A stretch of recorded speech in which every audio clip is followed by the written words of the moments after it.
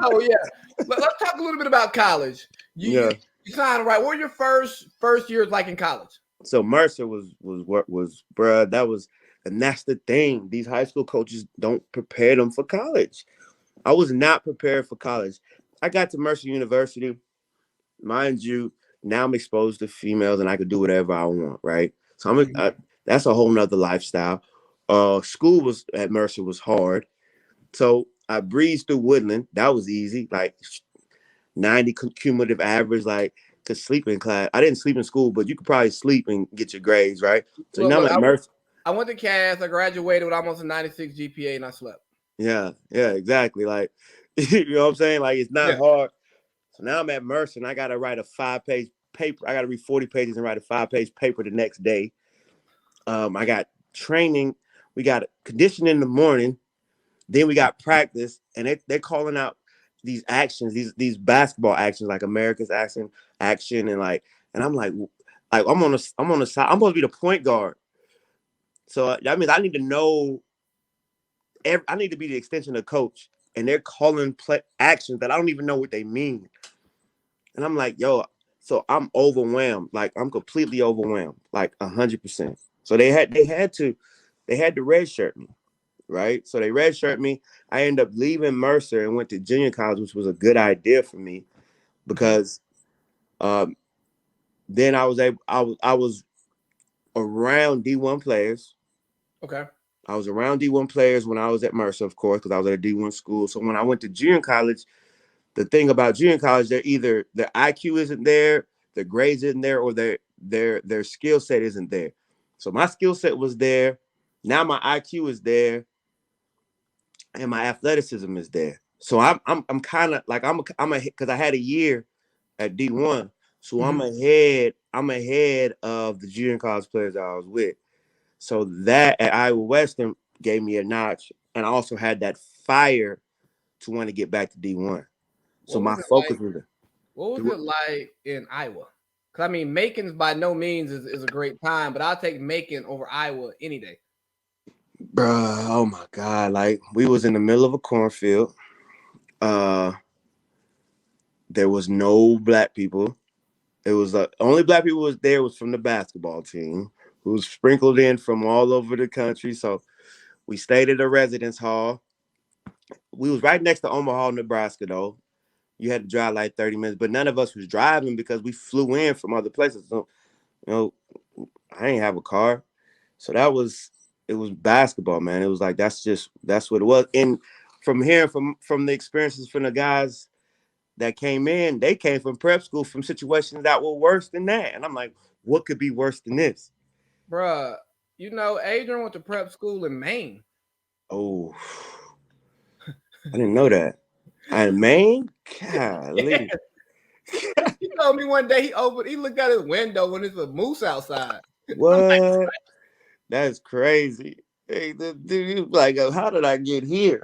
That makes you go put the ball in the basket, though, man. That'll make you put the ball in the basket. It's like things got to shake. Okay, so then you end up at Illinois State, right? Yeah, that was the best time. Best time of my life. And I owe it all to you. Yeah, bro. Illinois State. I remember going on my visit. As soon as I got off that charter flight, I was like, I'm going here. There's no question. No question. So you took a charter flight. Did you have a book bag waiting on you on the plane? Nah, it wasn't like that. I'm not even gonna talk about all of that, man. I'm not even talking about that. No. I gotta ask. No, we're gonna go on to. We're gonna move. Let's talk Illinois State hoops, man. Talk about that experience and how it grew you as a man and a basketball player. Yeah, that was the principles at which all the buckets of bench come by. Coach Jankovic. So we get there. So first of all, we had a group of guys that still my brothers to this day. We had a group of guys that during the summertime, all they wanted to do was play basketball. And there's organizations that guys aren't like that. So all we did during the summer, my first summer there, we had to check into school. You had to do your class, so you get your money and whatnot. All we did was play basketball all day long. Wake up in the morning, hit the weight room, hit the gym, go to class. You got to do your classes, come back, barbecue, get with some shorties, and then head back to the gym, play basketball. So all summer long. So we built that camaraderie and that brotherhood that we needed. We needed that because once the school and the semester started, Coach Jankovic took it to another level. So we did this thing called boot camp, right? So before boot camp, we had individuals. We had weights individuals before boot camp. So school started in August. We would do individuals 3 times a week for an hour. And this is before they had to, they lowered the restrictions. They still had restrictions of how many hours you could do with your coaches. Mm-hmm. And we did drill work all this whole hour. And I thought I worked, but when we worked with them, everything was full speed. It wasn't you can go through the motions. Nah, it was full speed. And before we even touched the basketball, we were doing close out, slide your feet, full speed sprints, close out, slide your feet, close out, slide your feet, close out, slide your feet, close out, slide your feet for 15 minutes straight. By the time you got to 5 minutes in, everything was blurry. You couldn't see anything. So now you're completely tired. And he told us, he was like, yeah, so if you want to play in the NBA, we don't care if you can shoot the basketball when you're fresh. We want to know, can you shoot the basketball when you're tired?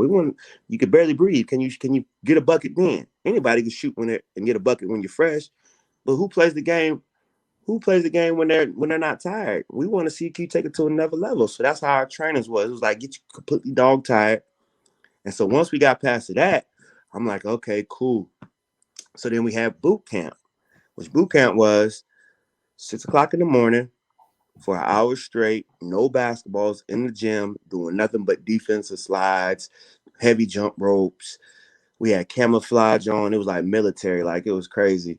And we had to be encouraging each other. We had, like, if we wasn't encouraging each other, if we weren't communicating, if we wasn't I'm talking about, and he told us, he was like, look, the only way, he was like, you want to know why you got to encourage each other? We was like, nah. He was like, because you forget how tired you were.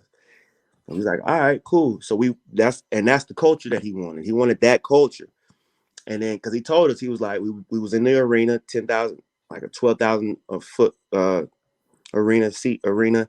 And he was like, if you want, and he pointed at the top of the bleachers, and he was like, if you want people to be up there, then we got to be one fist. We got to be encouraging. We got to be diving on loose basketballs. We got to be whoop-de-whoop.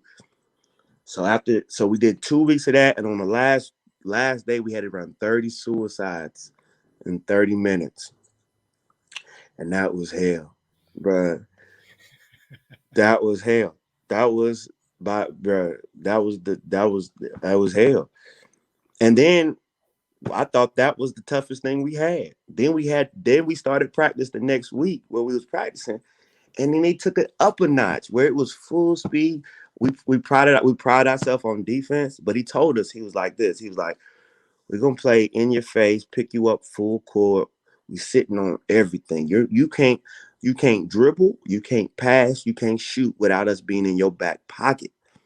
And he said that's going to be our insurance to shoot the ball whenever you want. Like, that's our insurance policy. He said, I'm not going to ever tell you can't shoot the basketball. And he would get mad. And this is what helped me grow as a basketball player, because I had never played at that level before. So we played against the Saluki, Southern Illinois, who had just went to the Final Four. And they trapped every ball screen like madmen. So they would I come off that ball screen and they trapped me, and I'm like this. Bro, he called me right out the game. He was pissed. He was like, he was like, nah, that ain't going. Like, you ain't going like that. Like, we not doing that. Like, and what he was telling me is like, no, you're gonna man up and you're gonna fight through that ball screen. And you're gonna, instead of them being the aggressive on you, you be the aggressor.